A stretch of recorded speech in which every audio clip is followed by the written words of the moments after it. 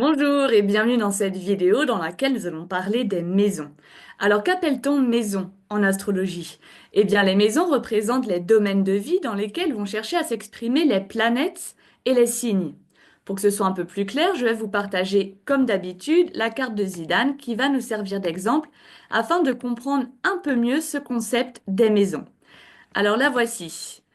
Pour commencer, petit point technique, puisqu'ici nous allons avoir besoin de la position en degrés des maisons. Et pour avoir ces informations sur votre carte, je vous invite sur le site AstroThème, une fois que vous avez rentré les coordonnées de votre carte astrale, à cliquer sur l'icône Imprimer ou sur l'icône Loupe.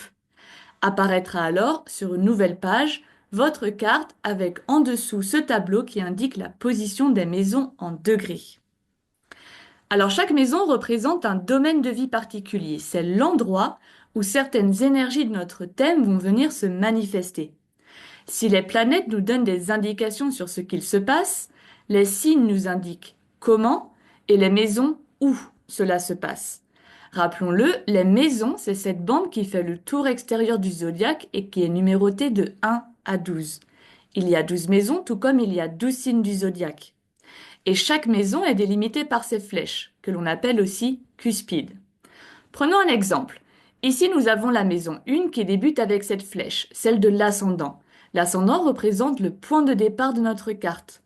Dans le cas de Zidane, la cuspide de l'ascendant se trouve au degré 28 du taureau.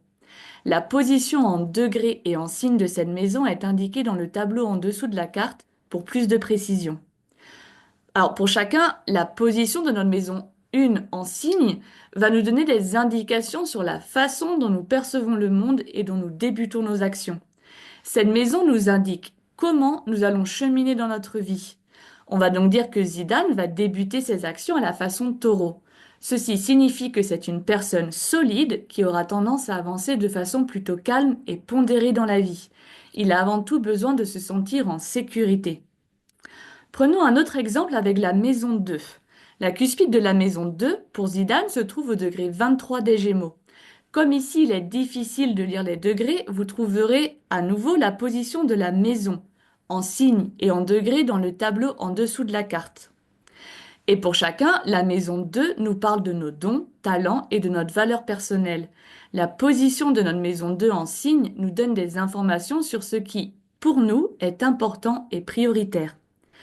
On va alors dire ici que les dons et talents de Zidane sont en lien avec l'énergie des Gémeaux. Ainsi, Zidane peut développer, s'il le souhaite, des talents pour la communication, la transmission ou l'enseignement. Il peut attacher de l'importance au contact, rencontres et apprentissage. Alors bien sûr, toutes ces informations vont aussi dépendre du reste du thème. Par exemple, nous voyons que la maison 2 de Zidane est habitée par Vénus et son Soleil. Ces planètes vont donc nous apporter des informations supplémentaires sur la façon dont Zidane vit sa maison 2. C'est ce que l'on appelle l'art de l'interprétation.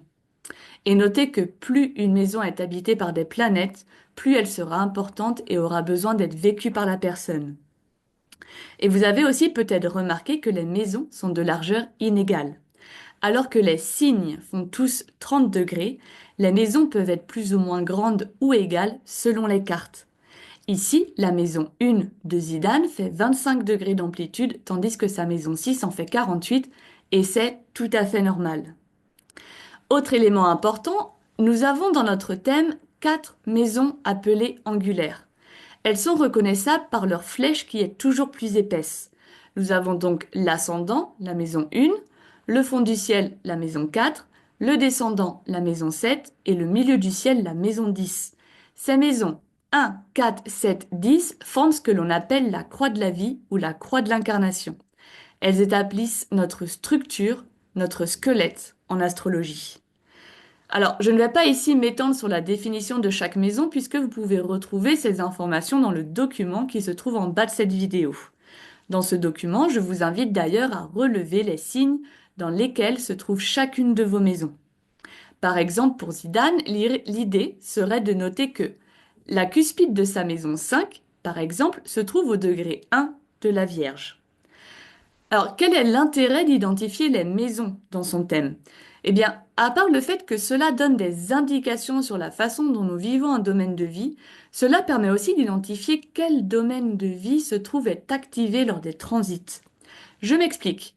Lorsque dans mes newsletters je parle d'une nouvelle lune, phénomène mensuel qui dans le ciel est par exemple au degré 18 du Sagittaire, eh bien identifier la maison où se trouve le degré 18 du Sagittaire dans votre carte astrale vous permet de déterminer quel domaine de vie cette nouvelle lune vient activer chez vous, à un niveau tout à fait personnel.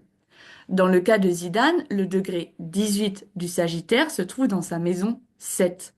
Cette nouvelle lune viendrait donc activer ce qui est en lien avec la maison 7, lui demandant alors de faire le point sur ses relations, sur ses contrats et ou sur sa vie sociale en général. Et cet exemple de nouvelle lune est bien sûr valable pour les pleines lunes, les éclipses, les planètes rétrogrades, etc. Voilà, je vous laisse à vos cartes afin que vous puissiez identifier la position de vos maisons pour anticiper plus sereinement les prochains transits planétaires. Et je vous dis à bientôt.